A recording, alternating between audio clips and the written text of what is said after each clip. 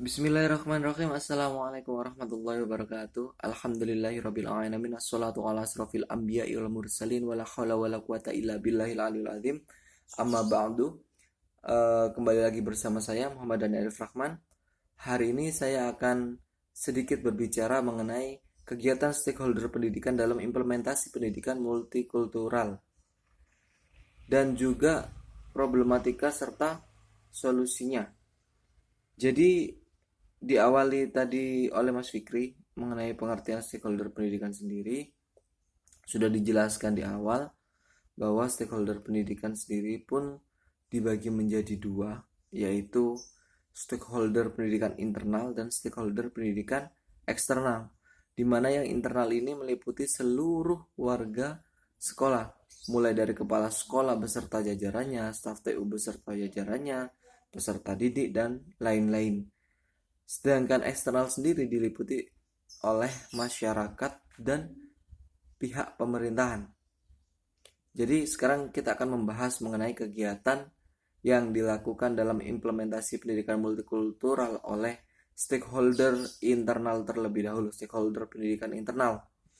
Jadi banyak sekali upaya yang dilakukan oleh pihak stakeholder internal sendiri untuk mengangkat atau mengingatkan tentang pentingnya pendidikan multikultural. Misalkan saja dari guru. Guru bisa mengintegrasikan antara materi mata pelajaran dengan pendidikan multikultural. Misalkan dalam mata pelajaran pendidikan kewarganegaraan itu bisa diintegrasikan dengan pendidikan multikultural. Mungkin misalnya ketika ada materi mengenai berbangsa dan bernegara, itu bisa diselipkan mengenai fokus ke Bhinneka Tunggal Ika-nya, di mana memang Indonesia ini kan terdiri dari banyak pulau, terdiri dari banyak suku, banyak ras, dan banyak perbedaan sekali di Indonesia. Nah, itu difokuskan ke Bhinneka Tunggal Ika-nya, di mana meskipun kita berbeda-beda tetapi tetap satu juga gitu. Misalkan lagi dalam mata pelajaran PAI, misalkan guru PAI harus mengintegrasikan juga menyebutkan dalil-dalil atau hadis atau ayat Al-Quran mengenai pentingnya multikulturalisme, pentingnya toleransi dalam perbedaan. Karena memang kan umat Islam menjunjung tinggi toleransi dan menjunjung tinggi adanya perbedaan antar umat seperti itu. Jadi mungkin juga ada dari guru bimbingan konseling mengadakan konseling secara massal atau secara personal. Mungkin secara massalnya bisa berupa seminar mengenai pentingnya pendidikan multikultural, pentingnya toleransi antar segala aspek lah, toleransi dari perbedaan-perbedaan yang ada. Kemudian ada juga misalkan lagi dari ekstrakurikuler, dari kegiatan sekolah. Nah, itu juga bisa diselipkan pendidikan multikultural, di mana memang semua peserta didik mendapatkan hak dan kewajiban yang sama. Jadi tidak boleh mementingkan satu suku misalnya. Misalkan saya lebih mementingkan suku Jawa daripada suku Sunda. Atau saya lebih mementingkan, oh ini dari suku Jawa, berarti ini masih golongan saya. Sedangkan dari yang suku-suku lain bukan golongan saya lagi. Nah, itu tidak diperbolehkan.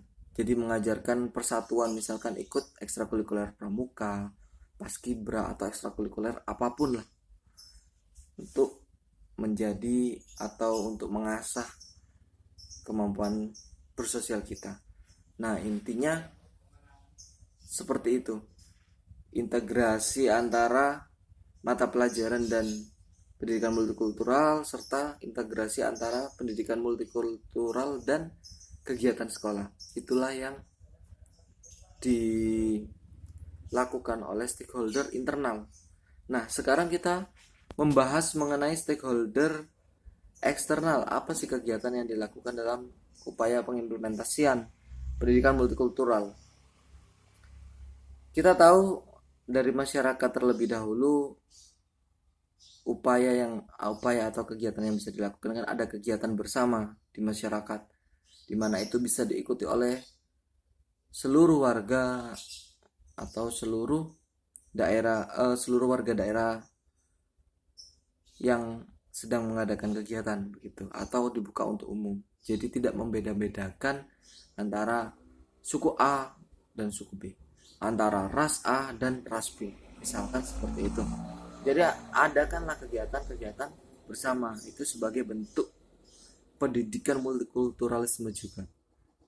Kemudian mungkin dari sisi masyarakat kita pecah menjadi ada wali peserta didik kan termasuk bagian dari itu, dari stakeholder eksternal. Misalkan wali peserta didik ini juga mengajarkan bagaimana pentingnya pendidikan multikulturalisme oleh peserta didik sendiri. Kemudian ini penyedia toko-toko buku, penyedia referensi atau referensi elektronik, misalkan website atau apapun itu kan juga termasuk stakeholder eksternal. Jadi mereka itu bisa melakukan suatu kegiatan untuk mengupayakan implementasi pendidikan multikultural dengan menyediakan beberapa sumber-sumber bacaan mengenai pendidikan multikultural atau pentingnya pendidikan multikulturalisme. Jadi seperti itu. Kemudian dari segi pemerintah sendiri, pemerintah mengupayakan dalam bentuk apa? Ditetapkannya suatu kurikulum yang dinamakan kurikulum pendidikan multikultural. Jadi ada pendidikan multikultural yang terselip di dalam kurikulum tersebut, di mana tidak ada perbedaan antara suku A dan suku B di dalam sekolah. Jadi satu sekolah semuanya sama, peserta didik sama, guru juga sama, serta staf-staf yang lain juga sama, tidak pernah membedakan oh ini orang Chinese, ini orang Jawa. Nah seperti itu. Jadi memang pemerintah ini memfokuskan kepada kebijakan-kebijakan mengenai pendidikan multikulturalisme seperti itu. Mengenai problematikanya, nah stakeholder ini kan terdiri dari banyak komponen, masyarakat dan komponen sekolah. Jadi memang untuk mengupayakan sejalan dalam dengan tujuan menanamkan pentingnya pendidikan multikultural, karena kuantitasnya banyak, jadi memang mempersatukannya sedikit susah. Ada yang mau, ada yang tidak mau. Nah, hal ini bisa diatasi dengan adanya tadi, entah pendidikan dari lembaga pendidikan sekolah itu mengundang masyarakat untuk mengetahui pentingnya pendidikan multikulturalisme, atau mungkin bisa dengan penyuluhan ke desa-desa, penyuluhan ke suatu daerah-daerah agar mereka semua itu tahu dan paham mengenai pentingnya pendidikan multikulturalisme. Begitulah. Kemudian apalagi problem yang ada? Memang problem terbesarnya sih dari penyatuannya itu sih memang. Makanya kita harus bergerak bersama-sama untuk mencapai tujuan tadi, menanamkan pentingnya pendidikan multikulturalisme di dalam masyarakat. Nah, seperti itu. Sementara mungkin itu saja yang bisa saya sampaikan. Jika ada salah kata atau salah dari apa yang saya ucapkan tadi, itu murni datangnya dari saya sebagai manusia yang tempatnya salah dan tempatnya lupa ya. Jika apa yang saya katakan tadi ada benarnya, itu murni datangnya dari Allah Subhanahu wa taala, karena hanya Allah Subhanahu wa taala yang maha benar. Mungkin cukup sampai di sini dulu. Kurang lebihnya saya mohon maaf. Wallahul muwaffiq ila aqwamit thoriq. Wassalamualaikum warahmatullahi wabarakatuh.